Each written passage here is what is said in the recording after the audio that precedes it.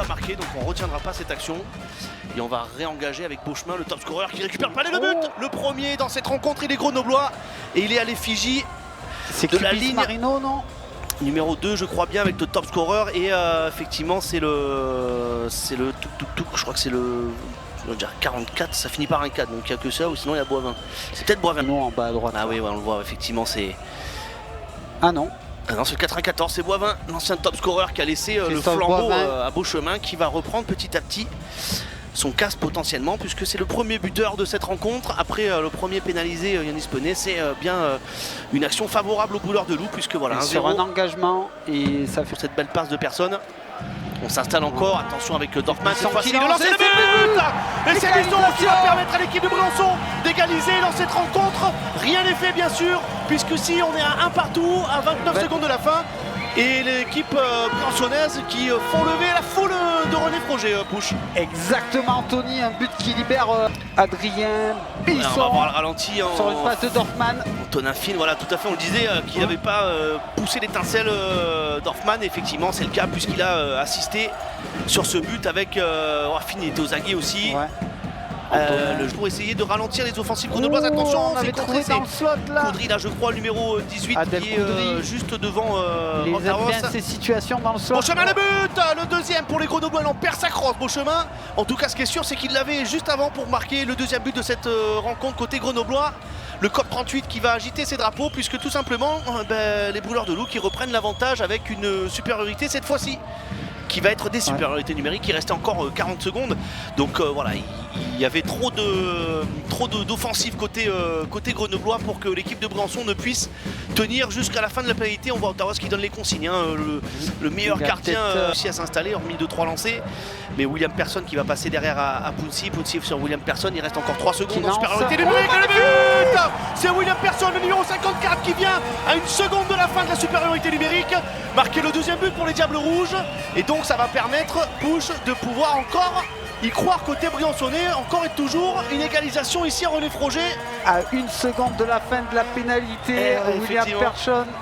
On l'a dit, hein, il y avait... Et les drapeaux sont levés. Et ouais, ça de cordelette de Mitaine l'a récupéré. On le voit, il a eu justement le réflexe. Et puis on voit aussi le beau boulot d'Antonin Fine, vous allez le voir là, qui masque. Et c'est ça. Ah ouais, c'est bien fait. Il est content, Antonin Fine aussi bien sûr, puisqu'on le disait. Tout est encore à faire. Et Sacha Pré, alors je sais pas s'il la touche même. Là, le secret en décale côté de rouge. Allez, Bernabi, attention. C'est bon, là, c'est le but. Et c'est le deuxième but de Bisson qui vient marquer son doublé ce soir. Et pour l'instant, c'est l'homme de la rencontre, hein, puisqu'il permet aux Briançonnais de pouvoir marquer le 3e but de cette rencontre à 2 minutes de la fin du 2e tiers. C'est bien et belle Briançon, bel et bien, pardon, c'est pas Belle et Sébastien, c'est bel et bien l'équipe. En plus, ses parents qui ont fait le déplacement de Colombie-Britannique. Ils sont juste devant nous, hein, les parents sont juste devant on les salue nous. Bien sûr. On les salue, la maman et la sœur, je crois. Effectivement, et donc voilà, on le disait, maintenant c'est Grenoble qui va être, peut-être en raison de pouvoir douter maintenant, parce qu'on le savait.